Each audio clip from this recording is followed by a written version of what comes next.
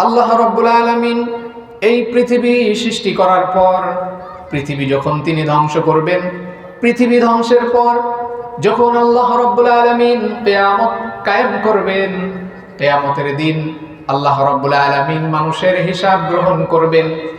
হিসাব গ্রহণ করার পর যেই সমস্ত ব্যক্তিরা ভালো কাজ করেছিল, ভালো কাজের বদৌলতে তারা জান্নাত লাভ করবে। আর যারা খারাপ কাজ করেছে, যাদের আমলনামা ভালো না, তারা জাহান্নামের মধ্যে প্রবেশ করবে। যখন জান্নাতীরা জান্নাতের মধ্যে প্রবেশ করবে, জাহান্নামীরা জাহান্নামের মধ্যে প্রবেশ করবে, এমন তো অবস্থায় জান্নাতীরা দূর থেকে জাহান্নামীদের অবস্থা লক্ষ্য করতে পারবে। দূর থেকে জাহান্নামীদের অবস্থা সচক্ষে তারা দেখতে পাবে। তারা দেখবে জাহান্নামীরা প্রচন্ড কষ্টের মধ্যে আছে, তাদের প্রতি অনেক যন্ত্রণা দেওয়া হচ্ছে, আযাব দেওয়া হচ্ছে। এই দৃশ্য দেখে জান্নাতীরা একে অপরকে তাদের সম্পর্কে প্রশ্ন করবে। জান্নাতীরা জাহান্নামীদের সম্পর্কে জিজ্ঞাসা করে বলবে, ফি জান্নাতি ইয়াতাসাআলুনা আনিল মুজরিমিন মা সালাকাকুম ফি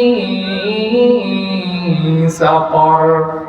জান্নাতীরা জাহান্নামীদের সম্পর্কে জিজ্ঞাসা করবে, ও জাহান্নামীরা, তোমরা কি কাজ করেছিলে, কি অপরাধ করেছিলে, এজন্য তোমাকে আজকে এই কঠিন জাহান্নামে, কঠিন আগুনে, কঠিন যন্ত্রণার মধ্যে পড়তে হচ্ছে।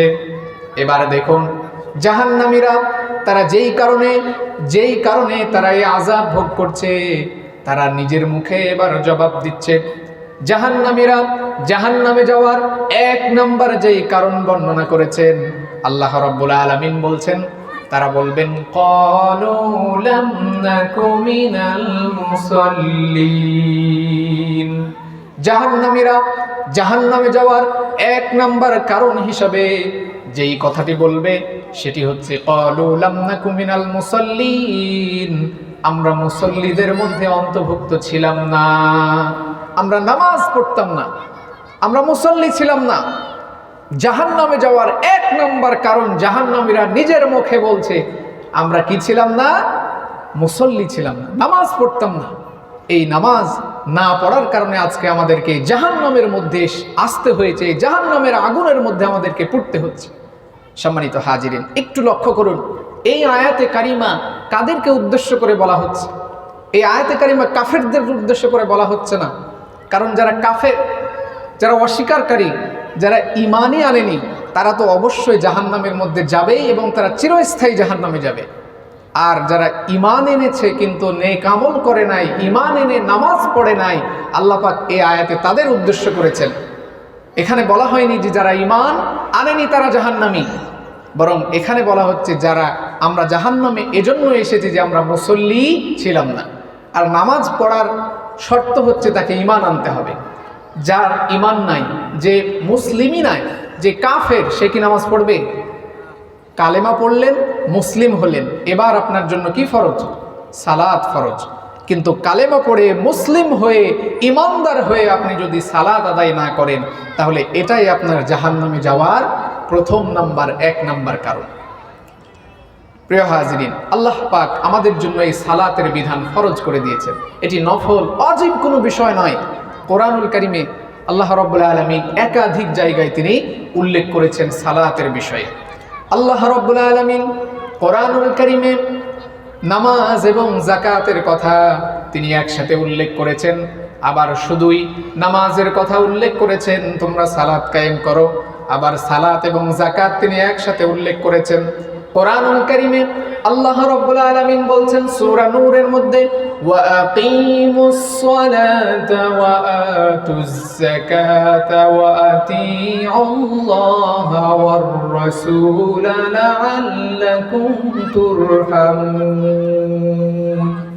আল্লাহ রাব্বুল আলামিন বলছেন, তোমরা সালাত আদায় করো, সালাত কায়েম করো, যাকাত আদায় করো, রাসূলের আনুগত্য করো, তাহলে নিশ্চয় তোমরা তুরহামুন, আল্লাহর রহমের অন্তর্ভুক্ত হতে পারবে। সুবহানাল্লাহ। তাহলে এভাবে করে আল্লাহ পাক কোরআনের প্রায় ৮৩ জায়গায় সালাত কায়েম করতে, সালাত আদায় করতে নির্দেশ প্রদান করেছেন। চিন্তা করেন, আল্লাহ তাআলা যেখানে কোরআনের মধ্যে একবার যদি বলে যেটা করতে হবে, এটা আমাদের জন্য নফল না ফরজ হয়? ফরজ হয়ে যায়, নফল হয় না। এই একই কথা আল্লাহ পাক ৮৩ জায়গায় তিনি বারবার বলেছেন। চিন্তা করেন, আমি যদি এখানে বসে একই কথা ৮৩ বার বলি, সালাত কায়েম করেন, সালাত কায়েম করেন, আপনারা বলবেন হুজুর মনে হয় এই কথা ছাড়া আর কোনো কথা জানেই না। কিন্তু আল্লাহ তাআলা ধৈর্যের সহিত একই কথা তিনি ৮৩ জায়গায় উল্লেখ করেছেন, সালাত কায়েম করেন।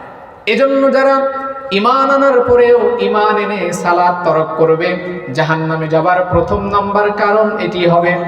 প্রিয় হাজিরিন, হাদিসের মধ্যে এসেছে সালাত যদি আমরা আদায় করি, এটি হবে আমাদের জান্নাতে যাওয়ার সহজ একটি মাধ্যম। আমরা সালাতের ফজিলত জানি না, সালাতের গুরুত্ব জানি না, এজন্য আমরা সালাত থেকে দূরে সরে রয়েছি। একটি হাদিস বলি, বিশ্বনবীর কাছে এক বেদুইন ব্যক্তি এসে বলল, হে আল্লাহর রাসূল, আমাকে এমন একটি আমলের কথা বলুন, দুল্লানি আলা আমালিন ইদা আমিলতুহু দাখালতুল জান্নাহ, এমন একটি আমলের কথা বলুন যেই আমলগুলো করলে আমি খুব সহজেই জান্নাতের মধ্যে প্রবেশ করতে পারি। বিশ্বনবী বললেন, তুমি এক আল্লাহর ইবাদত করবে, তার সাথে কাউকে শরীক করবে না, সালাত কায়েম করবে, যাকাত আদায় করবে, রমজান মাসের রোজা রাখবে।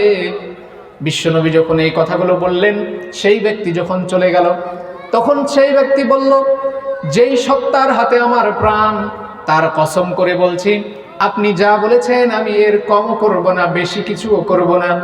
এটা বলে যখন সে রওনা দিল, বিশ্বনবী বললেন, যদি কোনো ব্যক্তি কোনো জান্নাতি মানুষকে দেখে খুশি হতে চায়, সে যেন এই মানুষটাকে দেখে নেয়। সুবহানাল্লাহ। সালাত পড়ার ফজিলত, সালাত পড়লে এই ফজিলত হবে। সম্মানিত হাজিরিন, সময় খুবই সংক্ষিপ্ত। ১ নম্বর পয়েন্ট আমরা জেনেছি, আর ৩টি আমি সংক্ষিপ্ত আকারে বলেই শেষ করছি।